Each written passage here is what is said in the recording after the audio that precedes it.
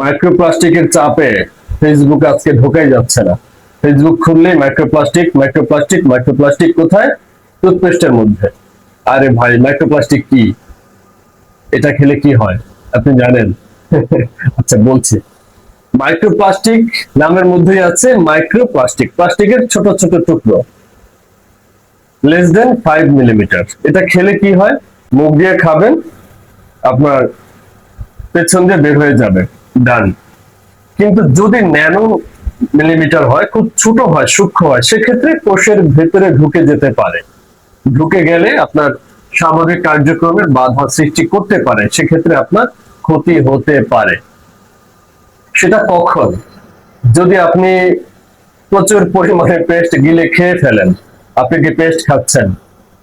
যদি আপনি না খেয়ে থাকেন, তাহলে এটা নিয়ে আপনার এত হেডেক, এত চিন্তিত হওয়ার কিছু নাই। যাদের কোম্পানিতে বা যেই পেস্ট গুলোতে এটা পাওয়া গেছে, তারা এই ব্যাপারটা অবশ্যই দেখবেন। অচিরে তারা এটা সমস্যার সমাধান করে ফেলবেন। যেই পরিমাণে পাওয়া গেছে সেই পরিমাণ যেন না পাওয়া যায়, এটাকে কিভাবে ঠিক করা যায় সেটি তারা অবশ্যই দেখবেন। তবে হ্যাঁ, একটা ব্যাপার বলতে পারেন, বাচ্চাদের যে পেস্ট গুলো আছে তারা তো ম্যাক্সিমাম গিলে খেয়ে ফেলে, তাদের জন্য একটা প্রবলেম হতে পারে। তো সেই জায়গাগুলো আশা করছি কোম্পানিগুলো কারেক্ট করবেন বা ঠিক করে নেবেন। আপাতত বাচ্চাদেরকে একটু সেফ জোনে রেখে যেন গিলে খেয়ে না ফেলে যেগুলো আপনি ব্যবহার করছেন, বা এই মুহূর্তে যেগুলোতে আপনার মাইক্রোপ্লাস্টিক পাওয়া যায়নি সেগুলো ব্যবহার করতে পারেন। এখন অনেকে বলতে পারেন যে আমরা যে পেস্ট গুলো ব্যবহার করি সেগুলো কি ফেলে দিব? এগুলো আসলে ফেলে দেওয়ার কিছু নেই। আপনি নর্মালি একটু সচেতন ভাবে ব্যবহার করে ফেলতে পারেন।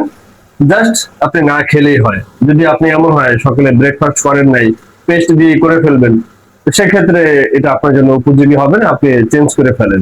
অন্যথায় আপনি মানে নিশ্চিন্তে করতে পারেন। তবে অপেক্ষা করেন, হয়তো বা যে কোম্পানিগুলোর বিরুদ্ধে এত বড় অভিযোগ, তারা এটি নিয়ে অবশ্যই কথা বলবেন বা এটি সমাধান করার চেষ্টা করবেন।